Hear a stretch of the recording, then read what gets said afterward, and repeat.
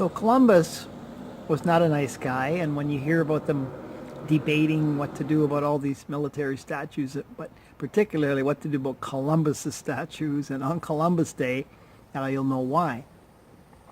Now he brought 3 famous ships over. They were filled with prisoners. This is how they stocked their ship with people. They took prisoners, and prisoners were willing to go ahead and do this because they were in prison after all. So they were adventurers and prisoners, the type of people that were making these excursions.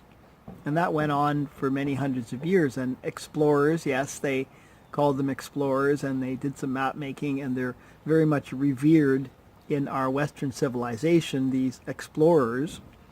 But many of them were very exploitative people. They were also slave traders.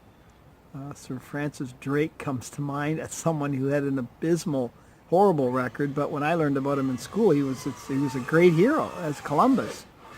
So the British had their sets of heroes as well, and most of the other countries.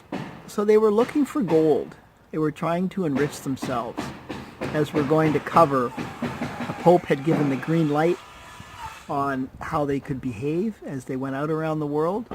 The church was very involved with this, but it was essentially the kings and queens who had the green light were looking for gold. They were looking for silver. They were looking for riches.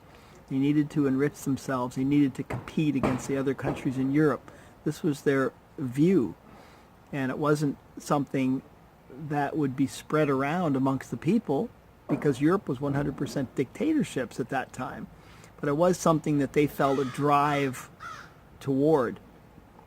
So the people that were originally making these trips, who was actually meeting the indigenous people, were all of these prisoners. So these are not visionary people. They're adventurers.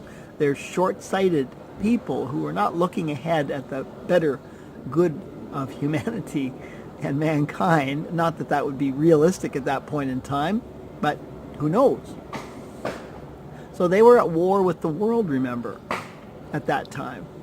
That was what they had done in 1451, decided that they would be at war with the world. So we're here to remember, and that's one of my actions, remember. I'm telling you the truth. Adventurers, prisoners, looking for gold.